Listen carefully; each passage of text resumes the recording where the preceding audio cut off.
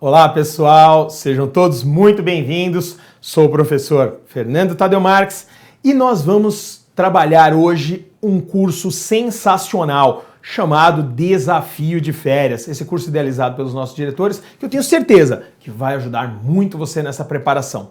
O nosso objetivo, abordar de forma concisa aqueles principais tópicos. São 10 tópicos mais cobrados. Então vou dar algumas dicas de artigos aos quais estão relacionados esses temas que têm uma incidência maior, uma cobrança maior no nosso exame de ordem.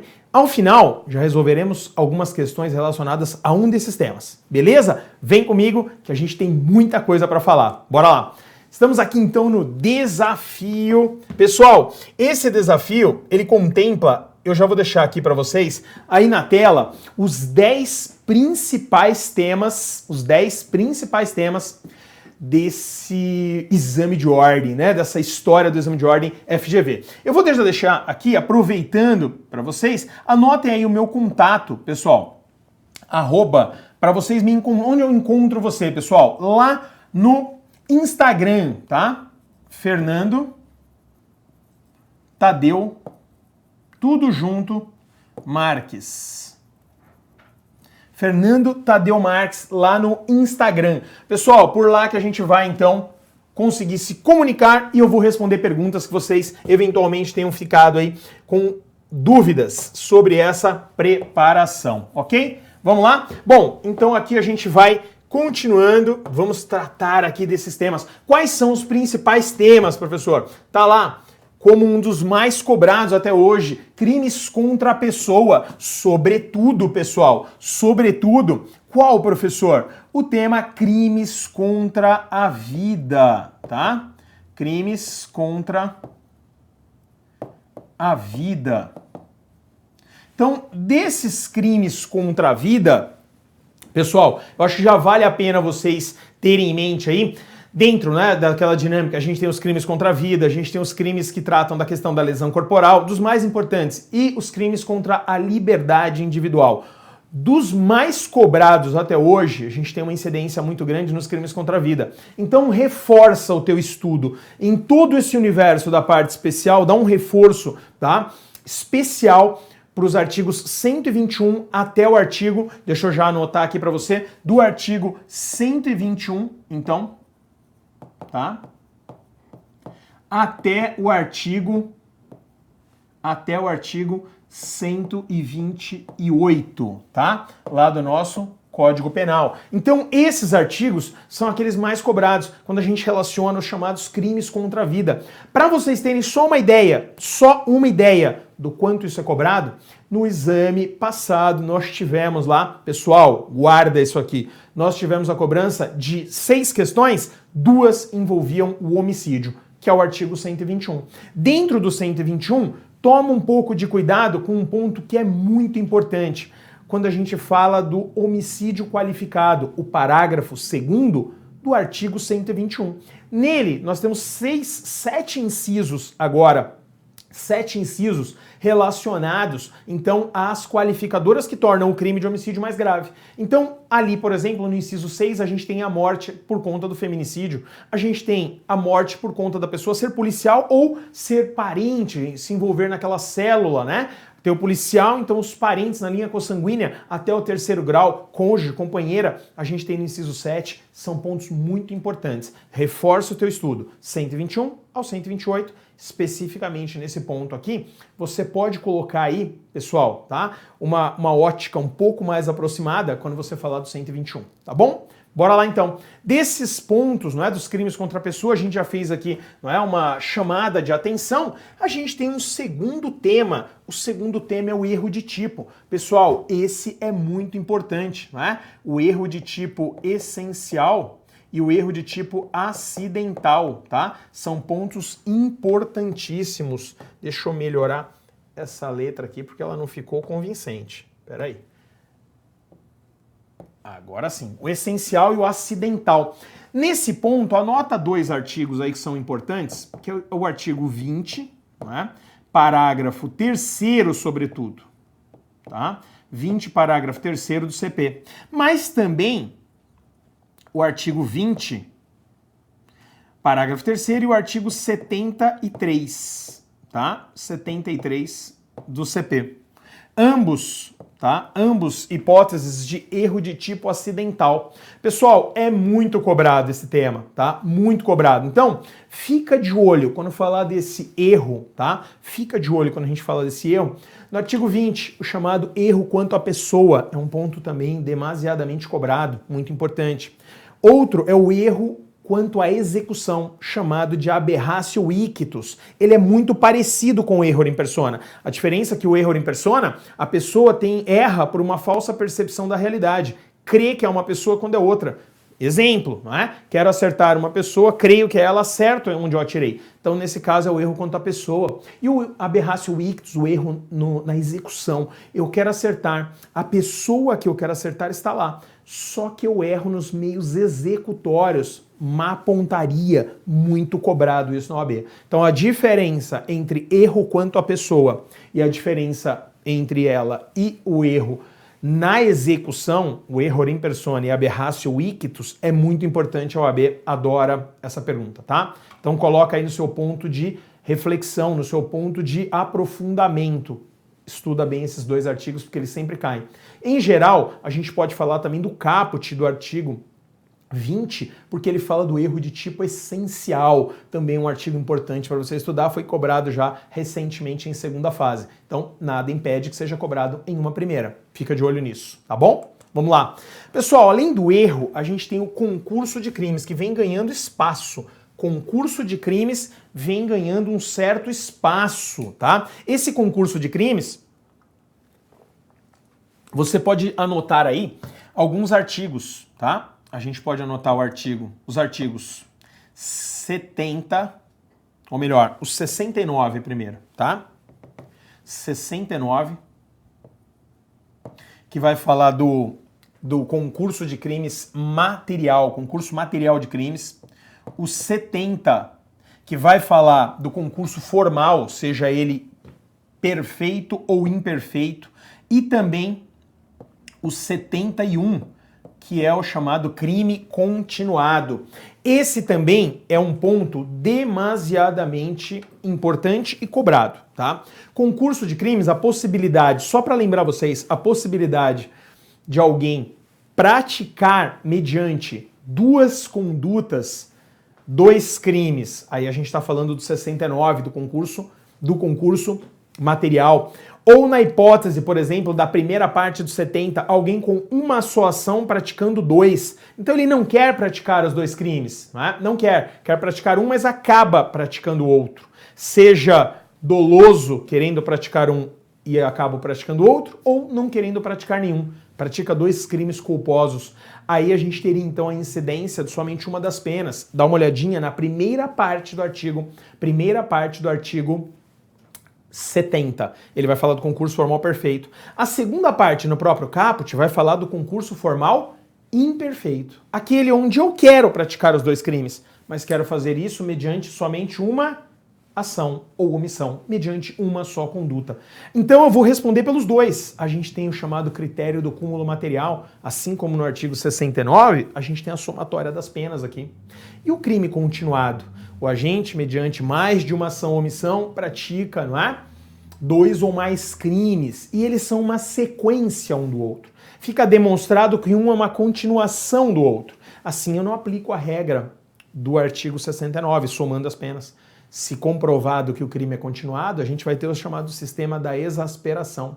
Então são pontos importantes para vocês aprofundarem o estudo. Dá uma olhadinha nesses artigos que eu tenho certeza que isso vai colaborar para a preparação de vocês, ok? Vamos lá? Vamos lá junto comigo, pessoal. Bom, aqui a gente ainda tem os crimes contra o patrimônio.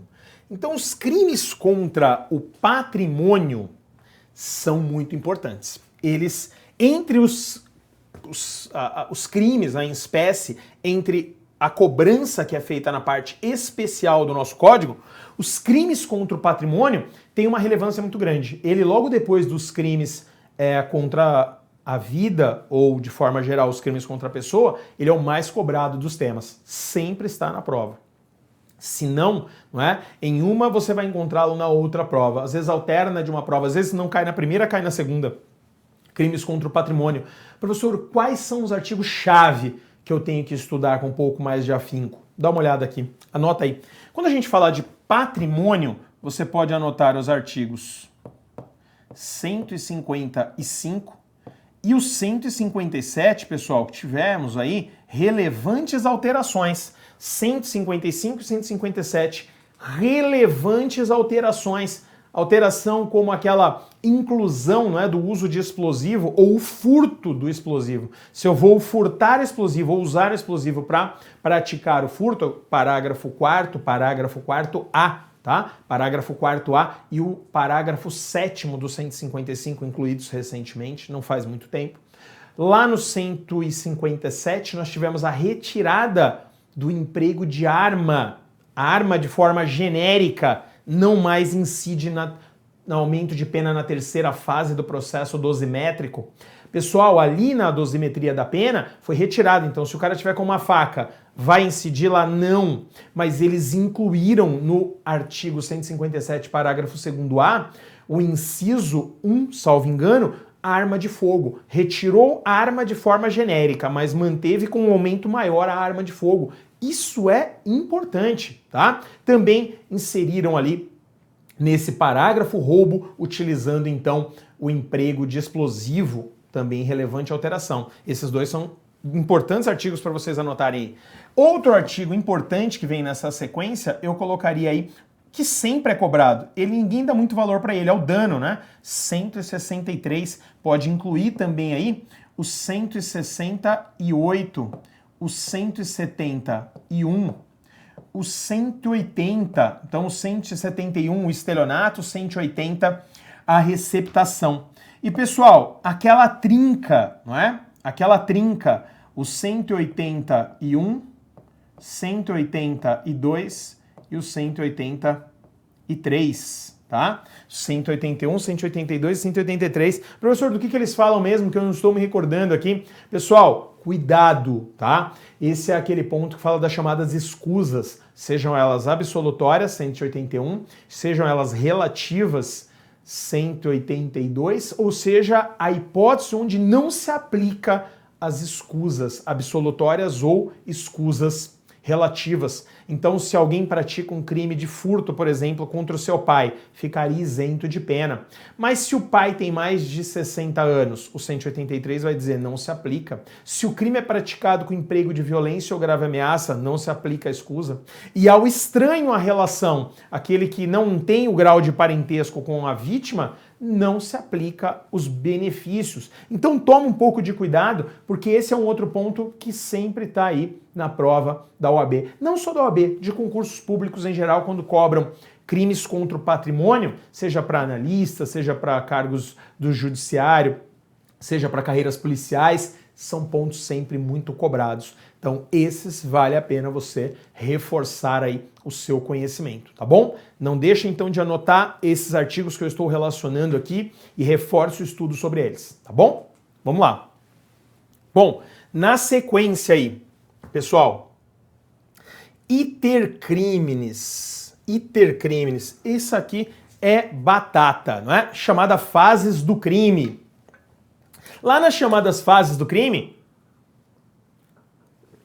atenção aí com isso, né? Fases do crime. Pessoal, a gente está falando da cogitação, da preparação, da execução e da consumação.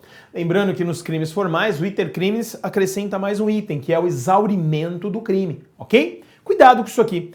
Quando eu digo para vocês, tomem cuidado, esse é um dos temas que oscilam, tá? Às vezes ele passa a ser o quarto mais cobrado, às vezes o quinto. Ele sempre está ali aparecendo e sendo cobrado. Professor, quais são os artigos ou temas que eu devo dar aí uma atenção maior? Olha lá. Então, qual é a atenção maior que eu devo dar quando eu falo do chamado itercrimes? Os artigos. Artigos, pessoal, cuidado, né? 14. Inciso 1 e 2. 1 e 2. Então vou colocar 14 geral aqui. 14, 15, 16 e 17 do CP. Ah, professor, então agora eu lembrei. É isso, 14 tentativa. Então só lembrando, né? A gente tem a fase da cogitação, a pessoa está pensando em praticar o crime. A gente tem a outra fase, que é a fase da preparação, onde a pessoa começa a dar materialidade àquilo que ela pensava, e ali tem momento que se pune, tem momento que não se pune. A entrada na fase da execução, prática dos atos, né, idôneos que demonstrem que é aquilo que ele quer, ou a prática de um verbo núcleo do tipo. Bom, a primeira coisa que eu preciso que vocês se lembrem, quando a gente fala dessa hipótese, a hora que ele entra na fase da execução, muita coisa pode acontecer e esse crime não se consumar. Professor, tipo, tentativa. A tentativa, né, quando o agente, por circunstâncias alheias à sua vontade, não consegue consumar o delito. Esse é um ponto alto, esse é um ponto importante nessa questão. Então aqui, deixa registrado aí, 14 é ele. Tem outras questões doutrinárias relacionadas, né, ou jurisprudenciais, com a classificação da tentativa, que a gente vai também acompanhando aí com vocês. Vocês podem buscar mais informações na rede social. Aqui a gente vai só fazer, não é? A gente só vai fazer aqui o apontamento dos temas, ok? Ah, professor, mas eu fiquei com dúvida. Fica de olho nas lives que eu faço lá pelo Instagram, que muita coisa a gente vai discutir por lá, tá bom? Estendendo aí essa nossa preparação. Pessoal, além disso, o que eu preciso? Professor, lembrar do artigo 15, estou falando da desistência voluntária ou do arrependimento eficaz. Aquelas hipóteses chamadas também de tentativa abandonada, onde o agente para porque ele quer, diferente da tentativa que ele para por um fator alheio à sua vontade. Isso é crucial, você estudar esses pontos, tá? Crucial para que você não seja induzido em erro. Quando deveria dar a resposta como tentativa, você dando como arrependimento eficaz ou arrependimento eficaz por desistência voluntária. Toma cuidado com isso, porque é um ponto sempre cobrado, ok? Pessoal, além disso, o artigo 16. O artigo 16 e o 17. O 16 vai falar do arrependimento posterior. O artigo 17, do crime impossível. Então são pontos que são sensíveis a essa pessoa que faz a prova. Ele sempre gosta de colocar uma questão relacionada ao intercrimes. Reforça teu estudo lá, tá bom? Professor, fiquei com dúvidas. Esses temas são muito importantes, realmente. Me segue, Fernando Tadeu Marques, na rede social, que a gente está fazendo lives lá semanalmente sobre essas temáticas. Bora lá. Pessoal, nexo causal e nexo de causalidade. Professor, beleza. Aqui eu me lembro um pouco quais são os artigos importantes que eu poderia relacionar aqui. Pessoal, o artigo-chave aqui pra gente, tá? Vai ser o artigo 13 e seus parágrafos, tá? O parágrafo 1º e o parágrafo 2º do CP, tá bom? Deixa eu dar uma melhorada nesse 2 ali, para eu não confundi-lo com você, tá? Então, o parágrafo 1º e o 2º. E a questão relacionada à tipicidade. Bom, a primeira coisa que a gente tem que lembrar, nexo de causalidade e tipicidade são, não é? Conceitos, são itens que integram a chamada tipicidade, ou a chamado fato típico. Para ter fato típico, eu preciso ter conduta, resultado, nexo e tipicidade, tá? Stricto sensu falando, nexo de causalidade e tipicidade, stricto sensu falando. Pessoal, guarda. Nexo de causalidade, o artigo 13 vai falar lá qual é a ideia de nexo de causalidade para nossa legislação, para o nosso doutrinador, para o nosso juiz, para o nosso sistema. É o artigo 13 quem vai falar. Lembrando, né, é aquela teoria chamada de conditio sine qua non, condição sem a qual não aconteceria. O artigo 13 vai dizer lá, o resultado de que depende a existência do crime só pode ser imputado a quem lhe deu causa, e causa é toda ação ou omissão sem a qual o resultado não aconteceria. Ele fala do nexo de causalidade. O artigo 13, parágrafo 1º, fala de um ponto que também é sempre presente nas avaliações, seja OAB, seja concurso, sempre presente, que fala da superveniência de causa relativamente independente. Ponto importante também para você estudar, tá? Então toma cuidado com isso aqui, aprofunde teu estudo nesse ponto, tá? Pessoal, no que diz respeito à tipicidade, não tem um artigo específico, mas no que diz respeito à tipicidade, tome cuidado com um tema que é sempre recorrente, tá? Que tema é esse, professor? Princípio da insignificância. Tá? Princípio da insignificância, aquela chamada tipicidade formal, não é? Tipicidade material. Professor, o que eu preciso lembrar disso? Que para que eu tenha tipicidade, conduta, resultado e nexo de causalidade, posteriormente eu preciso verificar, existe conexão, existe subsunção da norma ao caso concreto, ela se encaixa? Se falar ela se encaixa, eu tenho a chamada tipicidade formal. Mas nem só de tipicidade formal vive, não é? Essa conjunção aqui. A gente precisa de tipicidade formal e tipicidade material. Por exemplo, a gente sempre dá aquele exemplo, né? Camarada que furta uma caneta que vale ali pouco mais, vamos supor, de R$2, mas o patrimônio da pessoa é muito substancial daquele que foi subtraído. Então, muito embora tenha havido a subtração, que a gente chama de tipicidade formal, tenha havido a subsunção, alguém subtraiu, o artigo fala subtrair coisa alheia móvel para si ou para outra é crime. Muito embora isso tenha havido, a gente tem que discutir a questão da materialidade.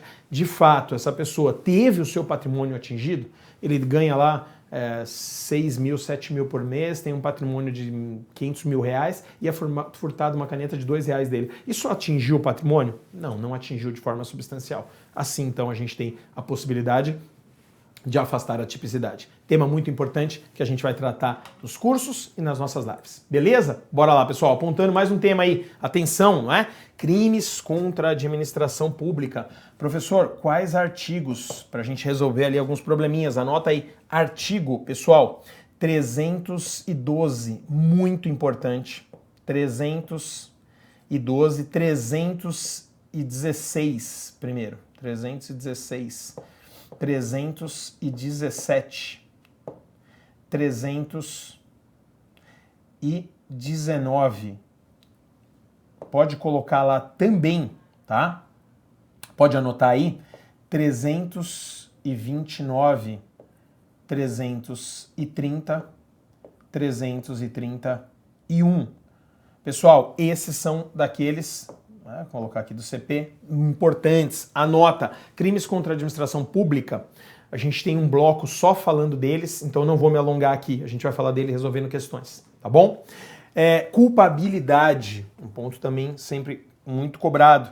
Professor, daqui o que eu preciso lembrar, artigos 26, artigos 27, 28, artigo 21, e artigo 22, todos do Código Penal, tá? A gente está falando aí de imputabilidade, aqui.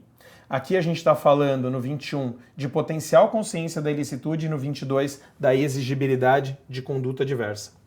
E a teoria geral da pena, né, e temas correlatos? Pessoal, de forma geral, é importante você dar uma lida na lei, tá? De forma geral, 7.210 de 84, tá? 7.210 de 84. Mas, tá? Eu vou pedir para vocês, alguns temas são muito importantes e cobrados. Então, se vocês pegarem, as nossas penas no Brasil são penas privativas de liberdade, restritivas de direito e multa. Os artigos que eles têm cobrado bastante é o artigo 33 do Código Penal, anota aí 33, anota também o 44. 44 é o que fala da substituição da pena privativa de liberdade por restritiva de direito. Anota ele aí, tá? Outro artigo importantíssimo quando a gente fala de penas, importantíssimo, tá? Relaciona ele aí, pessoal. O artigo, já falei do 33, relaciona lá com a legislação penal especial. Lá na 7.210, o 112, progressão de regime de penas. Progressão de regime de penas na LEP 7.210 de 84, 112. Não se esqueça também de anotar, o artigo 2º, parágrafo 2º da Lei 8.072/90, que fala da progressão no caso de crimes hediondos, ok? De forma geral, eu apontaria mais um artigo, 107, 115, 117, quando fala da prescrição da pretensão punitiva ou prescrição da execução da pena. São temas bastante importantes.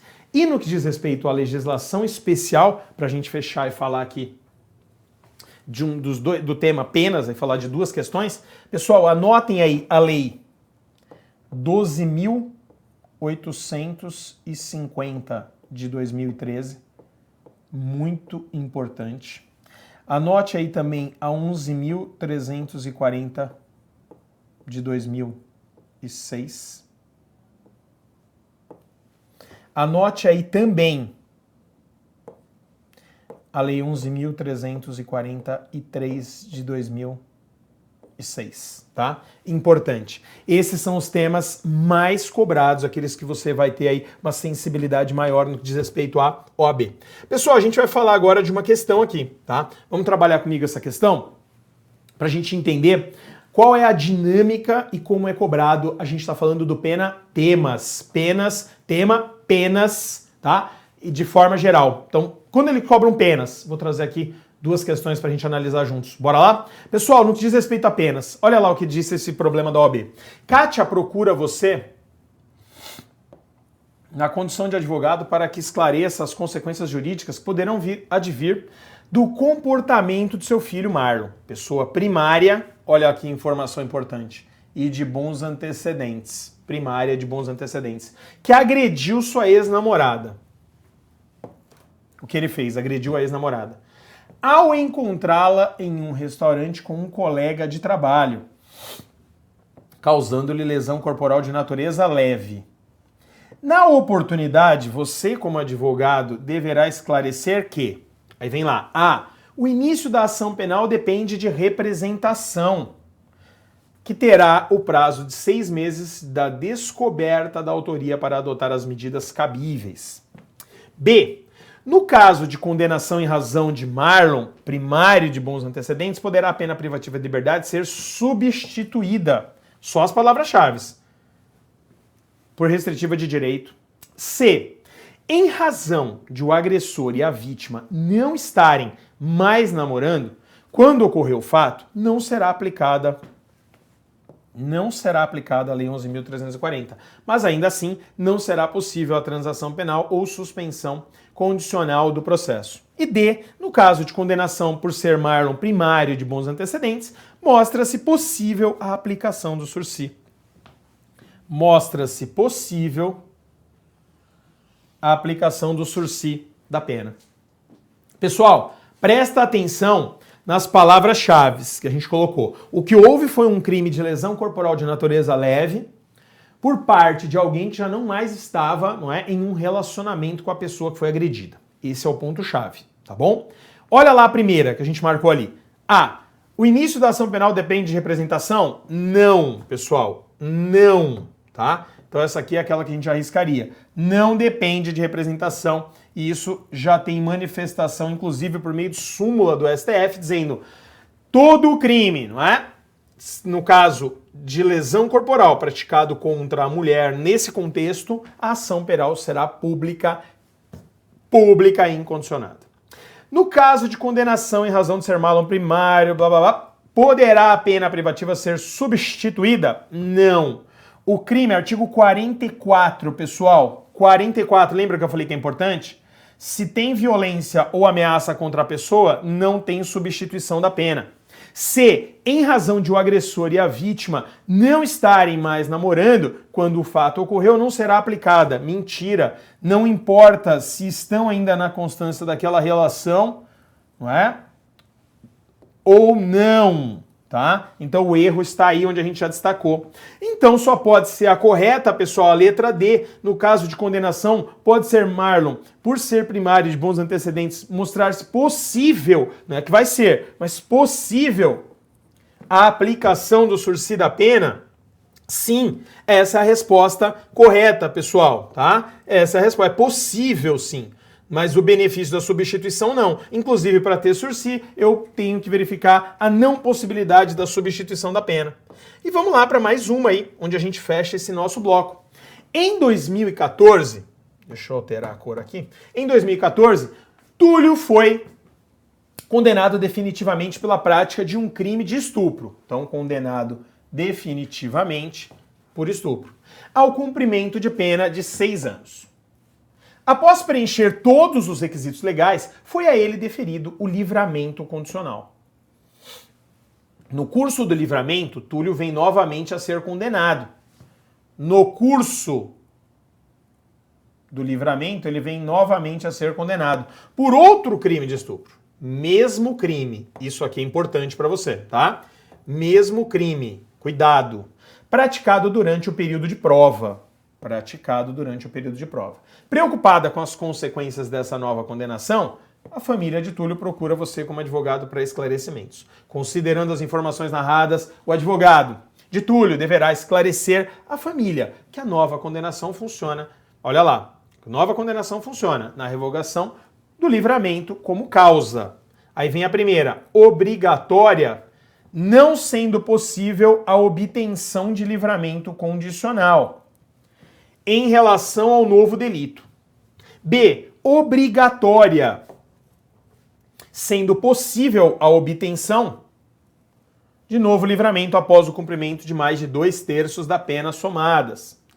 C, facultativa, a revogação, não sendo possível a obtenção de livramento em relação ao novo delito. E D, facultativa, sendo possível a obtenção de novo livramento. Pessoal, guarda, pra gente fechar. Não dá pra falar, cuidado com isso aqui, tá? Ele pode ter um novo livramento? Em primeiro lugar, livramento condicional, eu preciso ter o período, não é? De 1/3 para que eu possa ter direito. Metade se eu sou reincidente. 2/3 se o crime é hediondo. E agora, aqui era o pulo do gato, pessoal, que você tinha que fazer uma conexão das penas, do ponto ligado às penas com a Lei 8.072. Pessoal, se trata-se de crime hediondo, não é possível livramento para esse delito, tá? Então, a gente tem aqui a possibilidade, né? Vamos lá. Facultativa, sendo possível a obtenção. Não. Facultativa, não sendo possível a obtenção. Não é facultativa. Por quê, pessoal? Por que não é facultativa? Porque ele praticou um crime no curso do benefício. Obrigatória, sendo possível. Não é possível o livramento. Ok? Resposta só poderia ser aqui. Revogação obrigatória, porque foi no curso. Revogação obrigatória, porque ela foi no curso. A prática do novo crime foi no curso do livramento. Então, ele obrigatoriamente, se vem uma nova condenação, ele vai ser revogado. E não pode um novo pedido nesse sentido, porque se tratar de crime hediondo, mas hediondo, no segundo não gera a possibilidade de livramento condicional. Ok? Espero que vocês tenham curtido esse nosso primeiro bloco, esse nosso encontro, e eu estou à disposição de vocês para o que vocês precisarem. Pessoal, se tiverem dúvidas, Fernando Tadeu Marques, me escrevam lá via direct que eu vou continuar ajudando vocês. Valeu? Até a próxima, até mais!